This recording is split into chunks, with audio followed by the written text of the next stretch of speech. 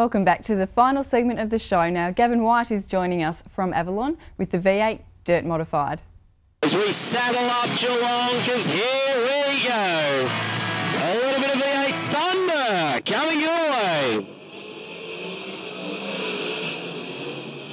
Milthorpe in the 19 on the outside, looking to run with Robinson. Cannon shoots, scores, Robinson tags the wall. Heavy contact as Pizzuti had nowhere to go. Robinson picks up the pace. Hickson happy to settle into second. Cannon back to Trotter. Trotter's got a nice run. Stevenson looking for some early room. Pizzuti's on the move. Feverish opening lap. Stevenson sneaks through on Aaron Trotter. He's up to fourth. Jude looks like he's encountering problems in the 49 car and he comes in. Robinson, he leads. Daryl Hickson back to the 79 of Scott Cannon. Oh, Scott Cannon just real standing out of two. May have caught his attention too, Bears. Look at him slingshotting around. Well, he just needs to regain his composure. Slips as a position as Jai Stevenson makes his way to third. Just doing it again, Gavin, just real standing out of two. Well, that would have got his attention. Look at it, laying on that right rear. Maybe the setup's not quite right. If you have a look on that outside right rear, there's a little bit of panel damage around the rear. Cannon's back to third. Stevenson infield, he'll rejoin deep in the field.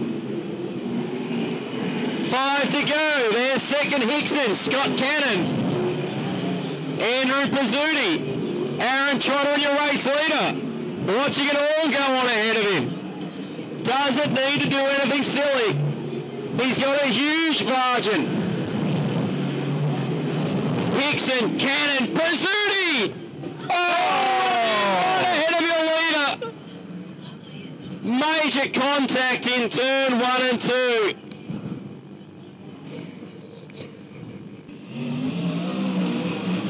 Gives plenty of breathing room to Hickson and Troy Scott doing the sportsmanlike thing and letting the battle resume for the Miners. Somebody's picked up a miss as we roll through 2 to go. Cannon gets a little untidy. Andrew Pizzuti looks like he'll steal third. He does. Massive push for Cannon. White flag for Robinson.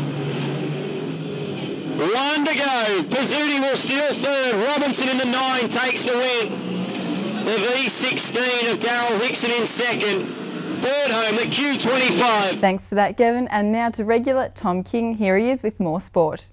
Yes, once again, thank you, Megan. Good to be here on Good Morning Geelong. Let's start it off with the Cats and some devastating news out of the Geelong camp this week. Matthew Egan's career all but over. That foot injury, another bad diagnosis. Of course, he picked it up in round 22, 2007, missed the premiership tilt, was named an All-Australian, which was some sort of consolation, but hasn't been able to get back on the field. The latest diagnosis, not good in the footy club.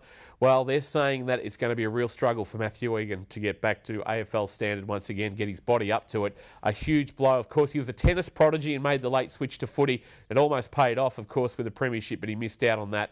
And, of course, his career now in serious jeopardy. We'll have to keep a close eye on that for Good Morning Geelong viewers. Also down at the Cattery, James Podsiadly, who, of course, won this year's Liston Trophy with the Werribee Football Club, has signed with the Cats VFL side. It's a huge pickup, a huge boon, considering the loss of James Boone, who has retired, had captained the Geelong VFL side for the last 3 or 4 years. So the captaincy opens up. You think Podsiadly would get that. Of course, a big goal kicker too, kicked 86 goals as Werribee finished third this year in the VFL. So a handy addition down there as well. Training resumes next week. I was lucky enough to come across both Tom Lonergan and Shannon Burns down at Eastern Beach this week doing a little bit of extra work before the season gets underway, along with Trent West and Kane Tenace. Tom Lonergan looking fighting fit as well. I tell you what, he's priming himself very big 2009. And Shannon Burns, of course, the disappointment of missing the grand final side this year, he'll be raring to go too in 2009. So training next Thursday, getting underway on St Mary's. Local footy, the GDFL draw for 2009 has been released. Thompson will wait until round 2 to unfurl their flag, and they'll unfurl it in front of the team they beat for the 2008 Premiership, Belpost Hill. This year will start on April 4, round 1. There'll be a break for Easter at round 2, well, what would have been round 2 on April 11, and then round 2 will be played on April 18. The GFL and Bellarine draws, they're not too far away. Football Geelong has been working with the AFL using AFL software to decide the draw for the GFL. Bellarine, pretty easy, 10 teams, 18 rounds, everybody plays each other twice. But of course the GFL, a little bit harder, 18 rounds, 12 teams. It's a little bit uneven sometimes, especially if you maybe cop a Colac twice in a year, or a South Barwon, or even a St Mary's if you're one of those lower sides. Good news in the cricket on the weekend. Geelong Cricket Club having a fantastic win once again, this time over Melbourne, defending 6 for 312. The Demons resumed at none for 10, all out for 263. Joel Davies, the unlikely leading wicket taker, picking up 3 wickets. Mark Carson picking up another two to continue his good start to the season. They got Paran this week. Hopefully we'll get captain coach Damien Shanahan back. A setback with that knee injury. He returned for the one-dayer a couple of weeks ago against Ringwood. Made a pretty brisk 24, but didn't pull up too well. So hopefully this weekend at Toorak Park we'll see Big Shanna's back. Aaron Finch, fantastic news for him. He's been named in the Victorian squad of 15 for the Champions League 2020. Of course, that'll be held in India. Victoria will take on other leading 2020 sides from right around the world, including the Rajasthan Royals, captain coached by Shane Warne. So Warney will be playing against the Vics, and WA is the other Australian representative after they finished 1-2 in last year's KFC 2020 Big Bash. Talking about the Big Bash, tickets go on sale today. Last night, a civic reception in Geelong, hosted by Cricket Victoria and the City of Greater Geelong. That match, January 4, Skilled Stadium, 4 o'clock start. So a fantastic opportunity to showcase Skilled Stadium once again to the people of Australia and prove it's more than just a football venue. And the hope there is of a crowd between 10 and 15,000 people.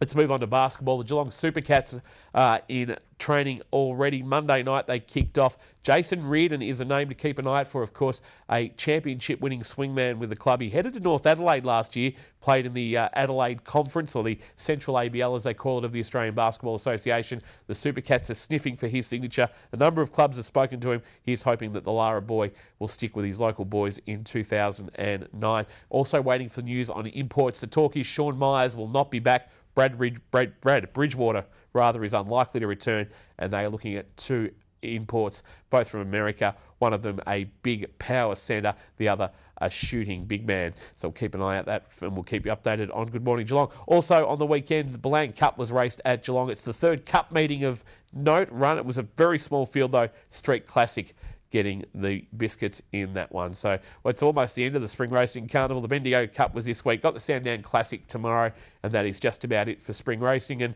while the big crowds just fritter away, the next big meet here in Geelong, of course, Boxing Day, the traditional meet that's always held the day after Christmas. It's been another big week in sport. I'm off for a couple of weeks. I'll be back in a fortnight from now. What's that, November 28. Looking forward to previewing the AFL draft. Megan, once again, it's back to you.